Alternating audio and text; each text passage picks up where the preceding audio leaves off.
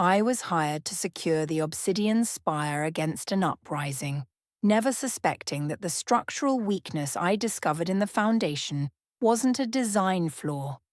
It was a heartbeat. Now the council thinks they have me cornered, unaware that the woman holding the blueprints is the same predator they swore to hunt. And the king is about to learn that the architect who knows how to hold his castle together is the only one who can tear him to pieces. Hi! Welcome to Vine Romance, where love speaks and hearts connect. If you believe in beautiful love stories, hit subscribe, like, and comment. And kindly join our growing family. Let's grow in love together. Now the story. The leather strap bit into her skin, a sharp, familiar sting she welcomed. Julianna pulled the buckle tight, pinning her wrist. She wrapped the thick, worn hide over the faint, shimmering mark that pulsed just beneath her skin. It was a brand, a sign of her wolf, a cage, because if she could hide the mark, she could hide the beast. She could survive. Moments later, the parchment on her table seemed to vibrate under her gaze.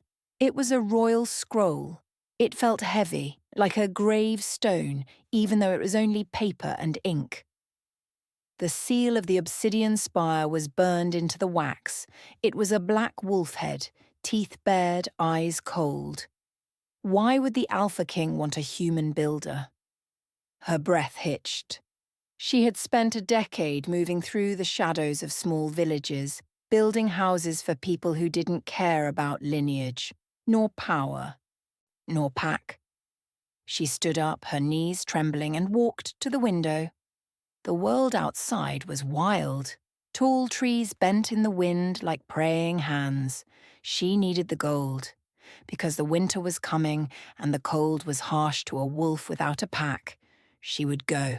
She would build his fortress, and then she would vanish again. Still her hands shook. She picked up a rusted trowel. She had to focus on the stone, the mortar, and the structure. She had to build walls. To make things worse, the letter demanded her presence immediately. No time to prepare. No time to hide her scent any better. She was walking into the lion's den, or rather the wolf's den. Could she really fool a king? Was she smart enough? Or was she just a lamb walking to the slaughter?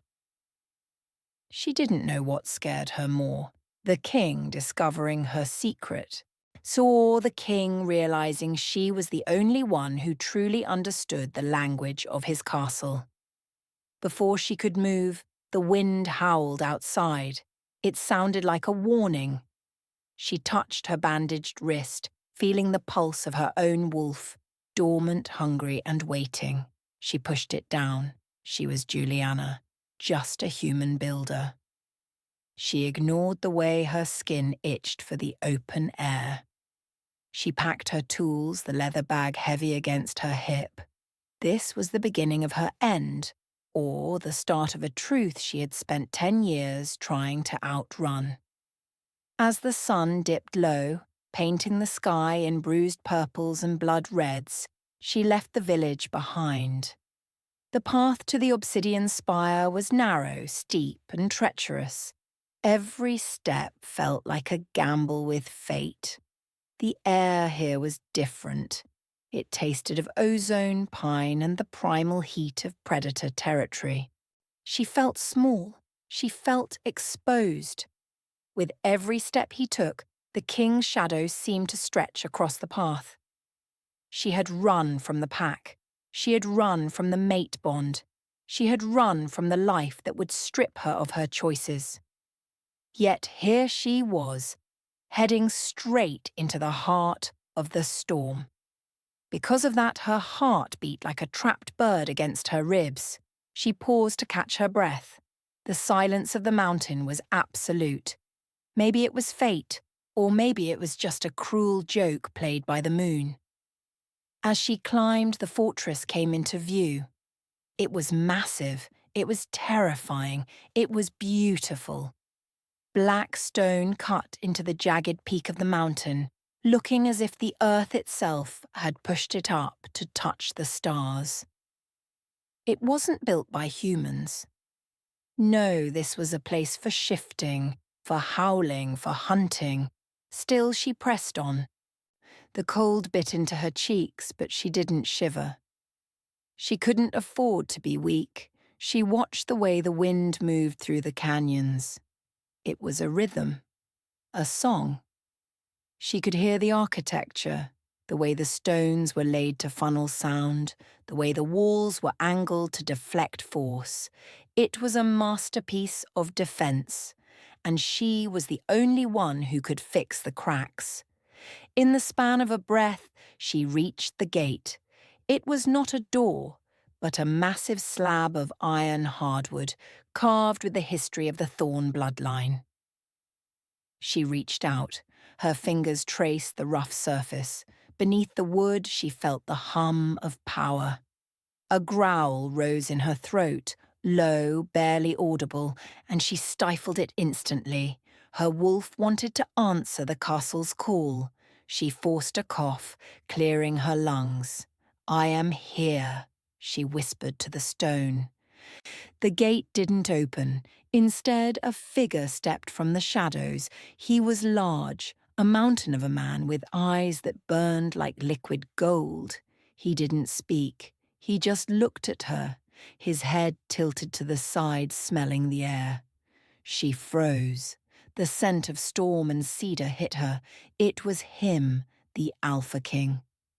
As the moment their eyes locked, the air between them thickened. It wasn't just the cold, it was the weight of his presence. He stepped closer. She took a step back, but her boot hit a loose rock. She stumbled. Silas, the king, reached out. His hand caught her arm, his grip firm, hot, and impossible to break. His fingers brushed over the bandaged wrist where she had hidden her brand. "You smell a nothing," he growled. His voice was like grinding stones, deep and dangerous. No human smells like nothing. And yet, you bleed the scent of fear. She stared up at him. She was trapped. She could feel her wolf pushing, scratching at the walls of her mind, desperate to shift, desperate to challenge him. But she held on. She was the architect. She was a human. "I am just here to work, Your Majesty," she said, her voice steady despite the hammer of her heart. He didn't let go. He leaned in, his nose inches from her throat. He inhaled deeply, a sharp, ragged sound. She felt his heat bloom against her skin, a fire that threatened to burn away her resolve. "Work," he repeated, the word a mockery. "We shall see what you are truly built of." He turned, pulling her forward into the darkness of the spire. The iron door groaned as it swung open, swallowing them both. As she walked, she looked back at the mountain peaks, feeling the familiar pull of freedom. But it was gone. She was inside now. Truth be told, she didn't know if she would ever leave. The fortress loomed above her, a cage of stone and shadow. She felt the mark on her wrist pulse, burning with a new, terrifying heat. Because she had entered the spire, she had signed her own death warrant. Or perhaps she had finally come home. The hallway stretched before them, long and dark, with no end in sight. She took a breath, steeling herself. The game had begun. She was the architect, and he was the king. And between them the lies were beginning to crumble stone by stone. She didn't know what he would do when he found out the truth. But for now she would keep building. She would keep lying. She would survive. As the door slammed shut behind her, sealing them into the heart of the mountain, she knew one thing for certain. There was no going back. The spire had claimed her. And in the silence of the dark, she heard the wolf in her soul finally begin to wake.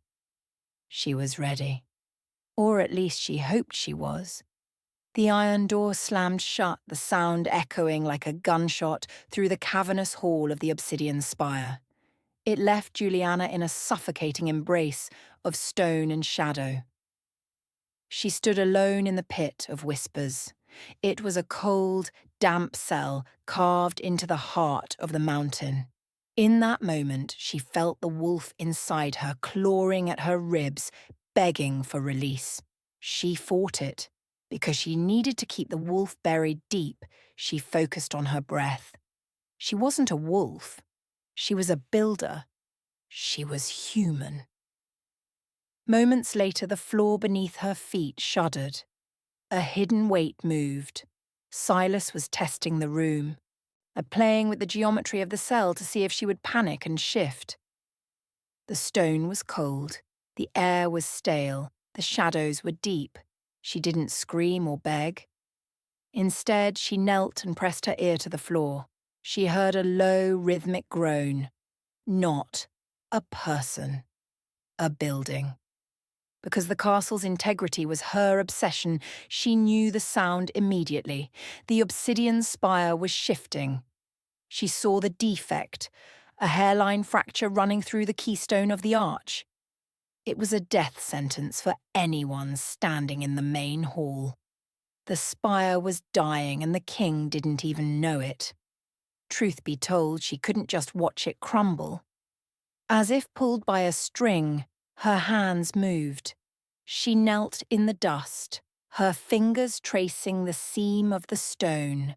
She felt the walls. She felt the floor. She felt the pulse of the stone. She found a weak point. She jammed her metal hairpin into the crack, using her strength to reset the shift in weight. It was a desperate gamble.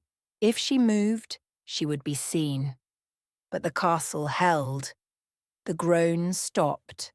The hall settled. Still the door remained locked.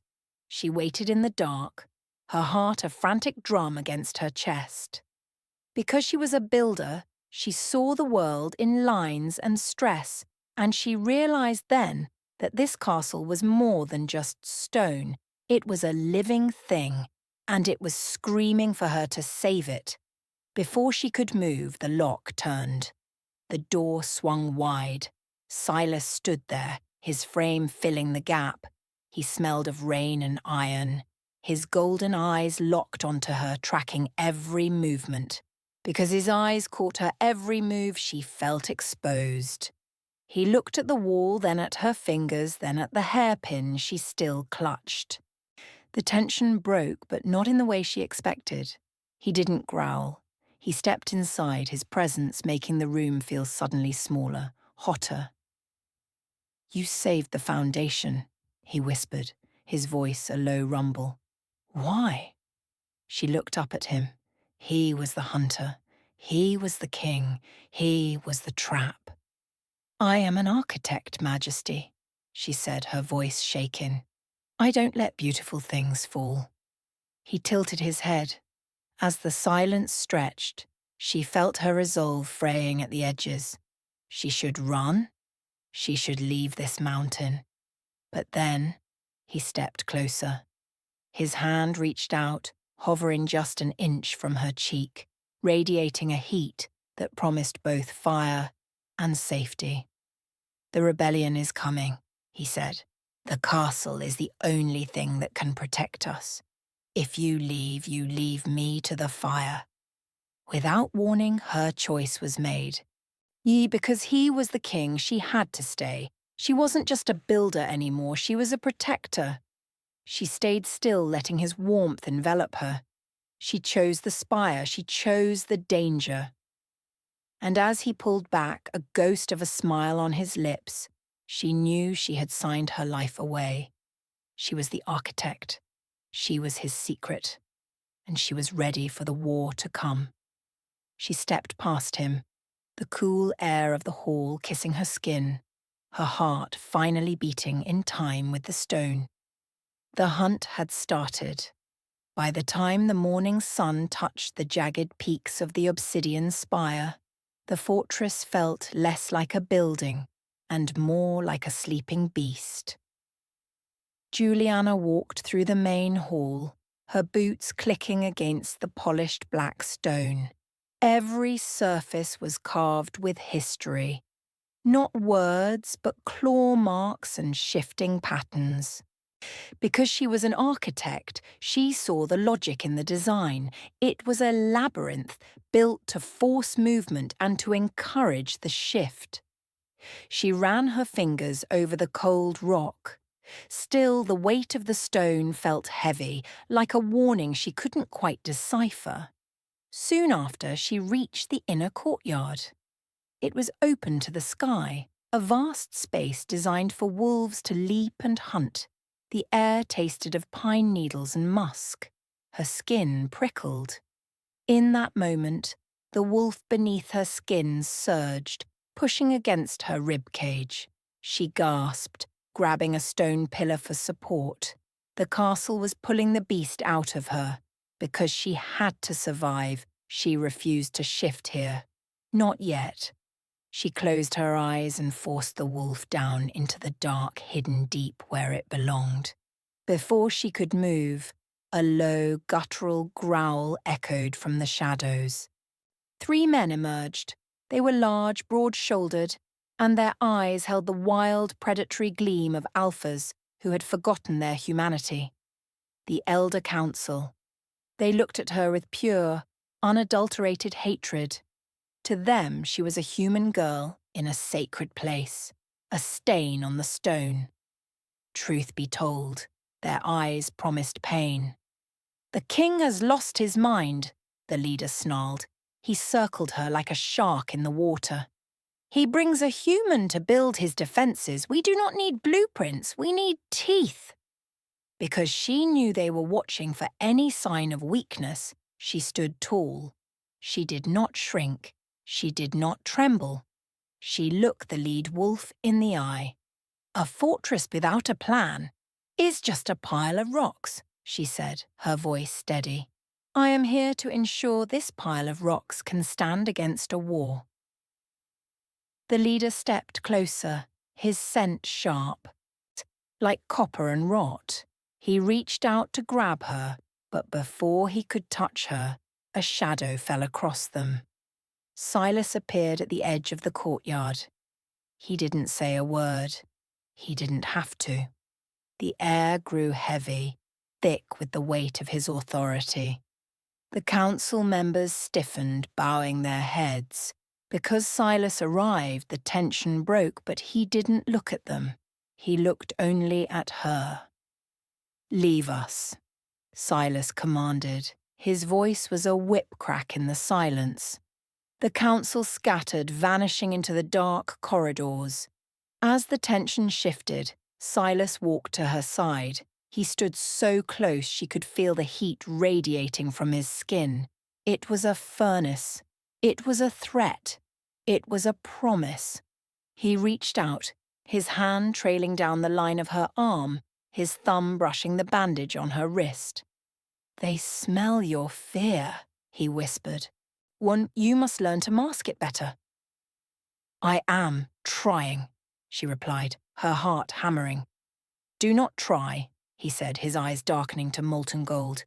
Be the architect, be the rock, be the storm." While the forest held its breath outside, she realized the game was changing. She wasn't just building walls, she was building a life in the heart of a predator's den. She felt the mark on her wrist pulse, a rhythmic beat that matched the pounding in her chest.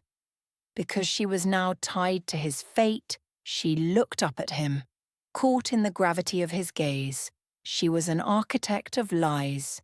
Yet, for the first time, she wanted the truth to come out. The space between them burned. She was terrified. She was thrilled.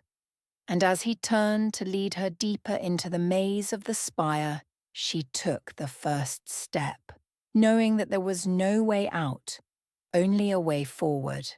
The stone floor groaned beneath her feet. It was a structural scream. Julianna pressed her hand to the wall, and the vibration was not the castle's natural pulse. It was a rhythmic, artificial tremor. Moments later, she realized the disturbance originated from the inner archway. Because she knew the layout of every corridor, she felt a cold dread settle in her gut. Truth be told, she felt like she was being hunted in her own creation. Still, her pulse raced as she hurried toward the source. Next, she reached the base of the great arch. The air here smelled of sulphur and rot, the calling card of the council. Because the council wanted to kill the Alpha King, they were turning his own home into a trap. She pulled away a loose stone. Behind it, she found a pouch of corrosive salt designed to eat through the limestone. A slow-acting poison for stone. She had to find the truth. She had to save the king. She had to survive. As if pulled by a string, her body moved on instinct. She did not reach for her tools. She reached for the stone with her bare hands. The heavy carved limestone felt impossibly dense. Because the stones were heavy, she had to let the wolf take over. Her fingers dug into the rock, and she felt the wolf in her blood ignite. Her strength surged, burning through her veins like liquid fire. She pushed, and the stone groaned, settling back into place. Her hands were bruised, her knuckles bleeding, yet she felt no pain. Before she could move, a pair of boots stopped inches from her own. She froze, her hands still pressed against the damp, cold rock. She couldn't hide the unnatural strength she had just used. "You move stone like you are shifting it," Silas said. His voice was not a roar, but a dangerous, quiet question. She turned slowly. His eyes were wide, glowing with a predatory intensity. Because he was a wolf, he could smell the adrenaline, the fear, and the lingering, raw scent of a predator in the room. She was caught. The air between them burned thick with the weight of her secret. "I was just securing the foundation," she whispered, her voice barely audible. "No," he said, stepping closer until she felt the heat of his chest. "You were protecting it, with strength no human possesses." In the echo of his voice, she saw the reality of her situation. She had tried to be a human, but the castle had demanded more. To make things worse, the council was waiting for the arch to collapse. If she didn't act, they would kill them both. She had to trust him. She had to risk it all. "The council planted salt to rot the arch," she said, her chest heaving. "They want the castle to crush you." "They want to frame you," he corrected, his expression tightening. "They are testing us." As the truth unraveled, she realized the game was changing. They were no longer just architects and kings. They were a pack of two, hunted by their own kind. The danger had moved from the shadows into the light. Because she was now tied to his fate, she looked up at him, caught in the gravity of his gaze. She was an architect of lies, yet for the first time she wanted the truth to come out. Maybe it was fate, or maybe it was the wolf in her soul making its own choices.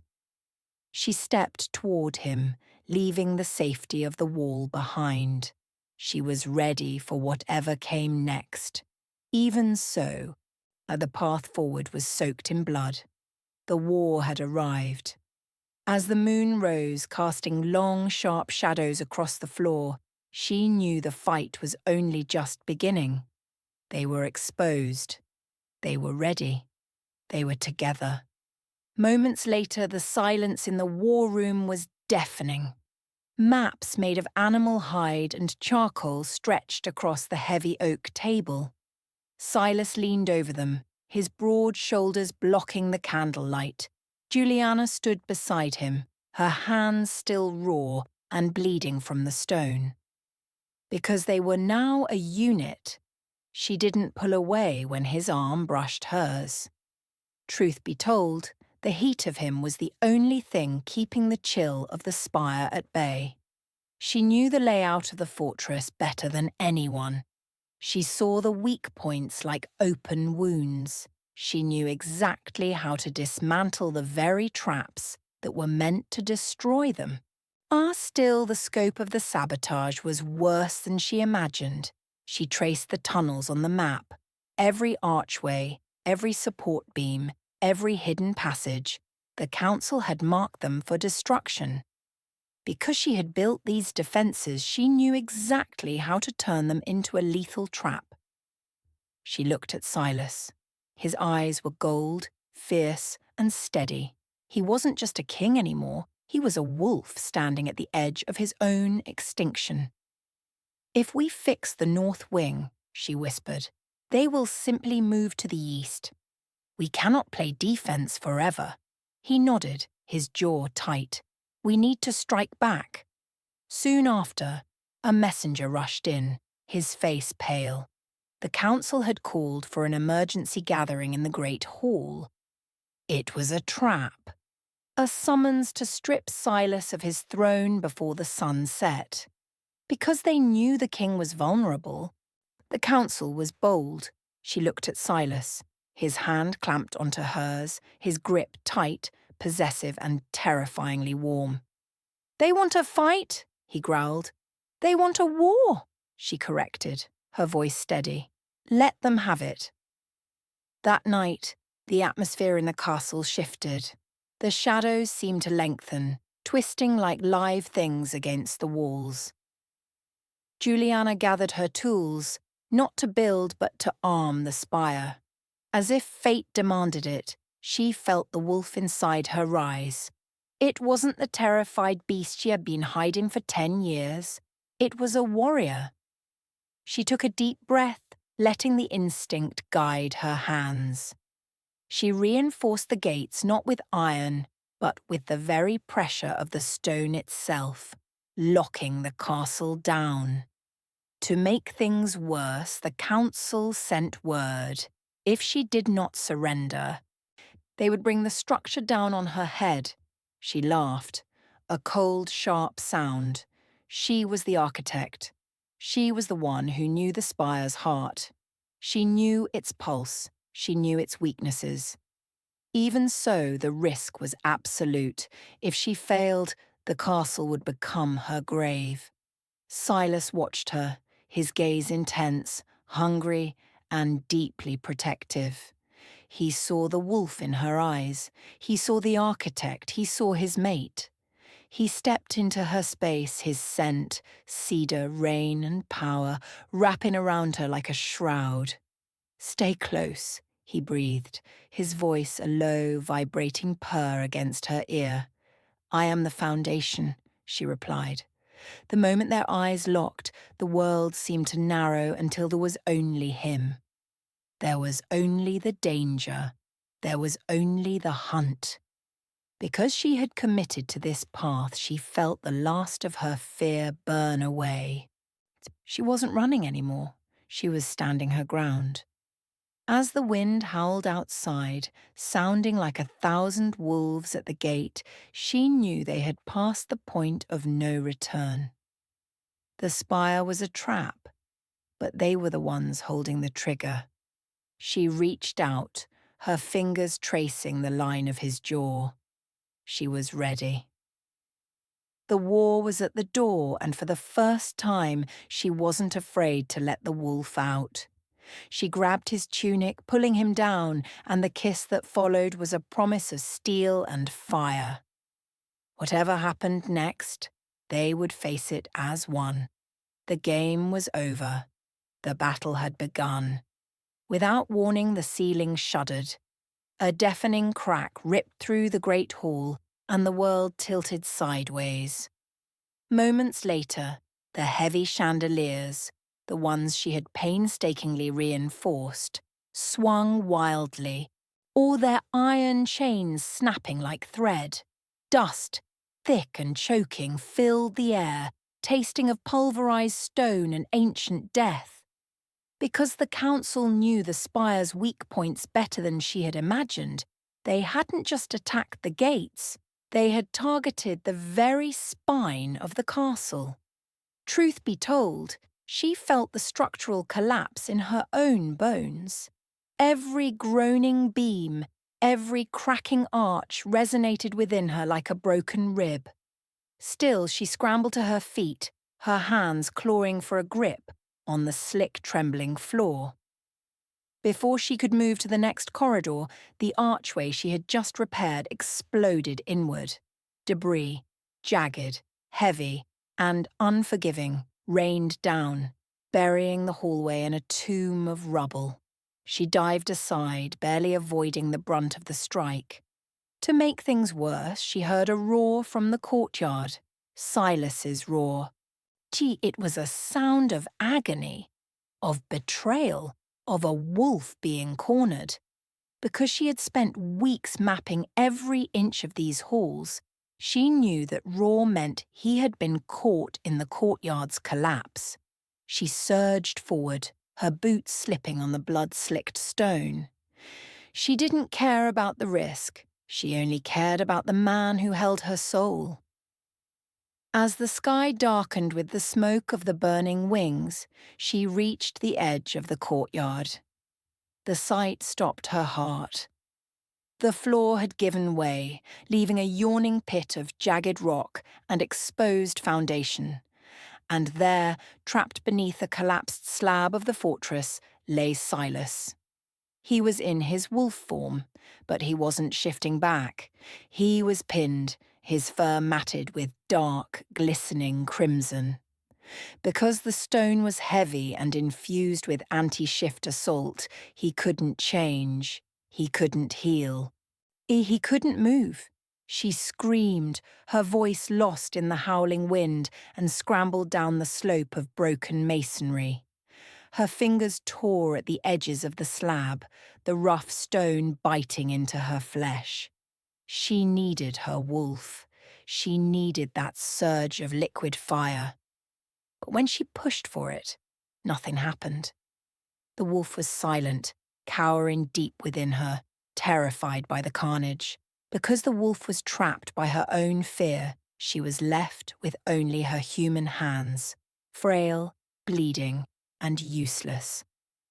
Before she could pull him free, the council appeared on the rim of the pit, their silhouettes framed by the hellish orange glow of the burning spire. They looked down at her with cold, predatory triumph. She was pinned to the side of the crater, her hands still clawing at the stone, her eyes locked on Silas's fading pulse. In the span of a breath, she understood the trap.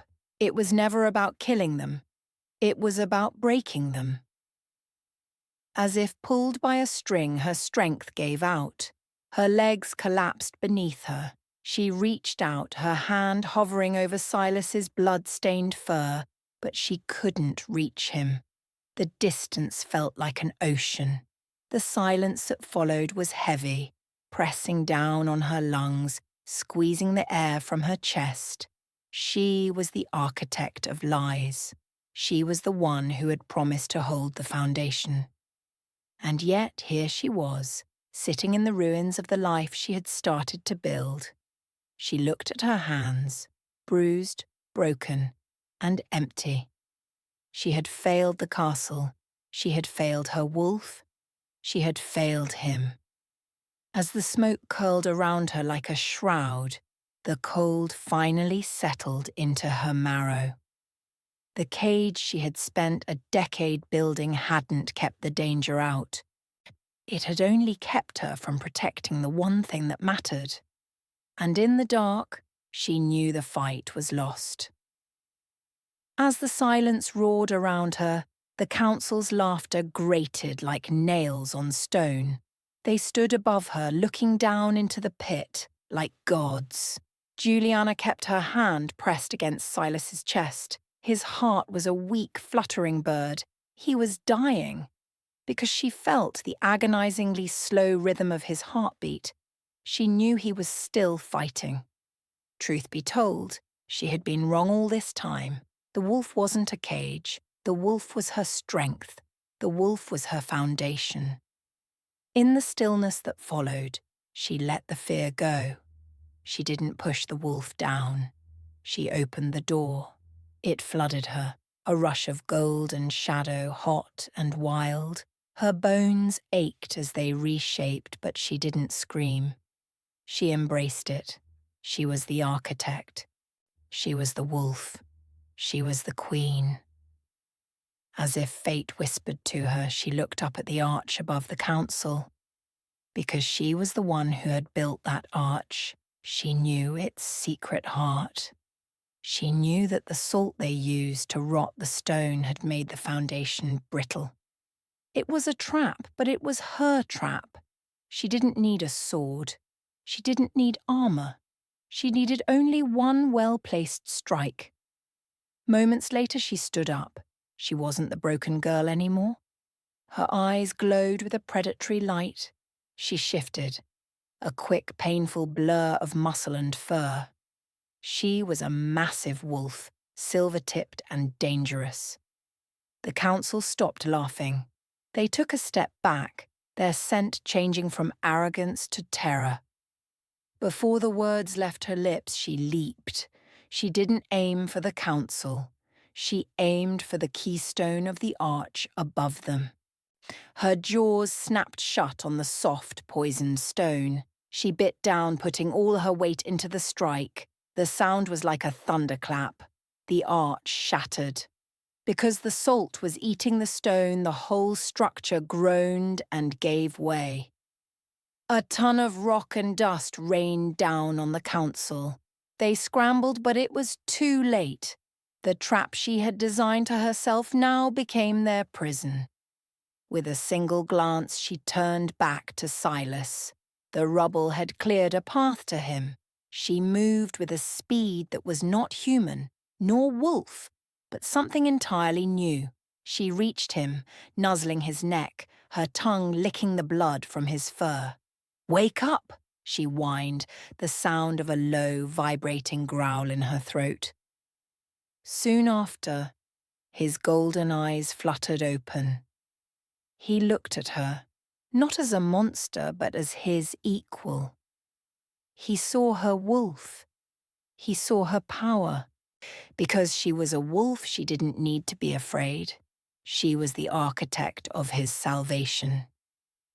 As the smoke cleared, she shifted back, her skin glowing with sweat and adrenaline. She grabbed a stone, her knuckles white, her focus absolute.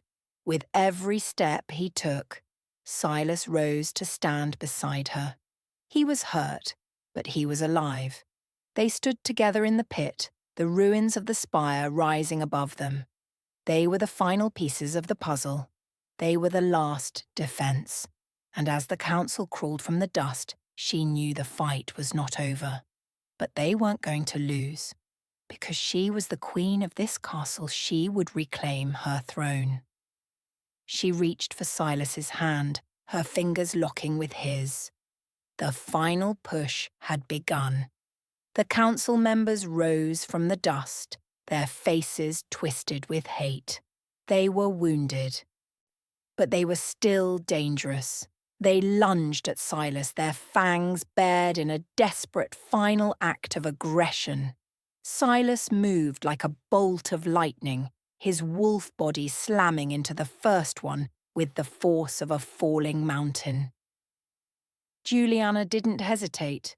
Because she had built this castle, she knew how it fought. She didn't just bite or scratch. She used the environment. She used her shifter strength to rip a massive, jagged stone from the debris and hurled it, blocking the council's path to Silas. She was a hurricane. She was a storm. She was just. Moments later, the leader of the council turned his attention to her. He was large, old, and his eyes were full of malice. He sprinted toward her, claws extended. Because she had once feared her own nature, she had been weak, but now she was the wolf in the dark. She ducked under his swipe, and her movements fluid and deadly. She spun, her shoulder slamming into his chest, knocking him against the ruined archway. With a final crushing blow, she sent him spiraling into the dark abyss of the pit. Truth be told, the fight ended as quickly as it had begun. The remaining council members scrambled into the night, their tails tucked between their legs. The silence that followed was heavy, pressing down on the mountain peaks. Julianna shifted back, her skin glowing with sweat and adrenaline. She walked to Silas, who stood amidst the rubble. He was human again, his chest heaving, his eyes locking onto hers. "We won," he whispered, his voice cracking with exhaustion. Because they had survived the fall, they realized the war was truly over. They were battered, they were bruised, but they were alive. She leaned into him, her forehead resting against his. She felt the steady, powerful rhythm of his heart beneath her fingertips. As if fate demanded it, she felt the last of her walls crumble. She was no longer the girl who ran. She was no longer the girl who hid. She was no longer the girl who feared. Soon after, the rebuilding began. It took weeks to clear the stones, but the spire felt different now. It wasn't a prison. It was a home. Julianna didn't draw plans for cages or secret traps. She designed open archways, sun-filled rooms, and courtyards that welcomed the wind. Because she had been an architect of lies, she knew the value of a foundation built on truth. Every stone she set felt like a promise. That night, she stood on the balcony with Silas, his arm tight around her waist. The mountain air was crisp and clean. Below them, the kingdom slept in peace. She traced the edge of the stone, feeling the hum of the spire, not as a burden, but as a living heart. Because she was now the queen of this fortress, she knew she would never need to hide again. Before the words left her lips, she looked up at him. Silas looked at her with a depth of love that made her knees weak. "You built this," he said softly.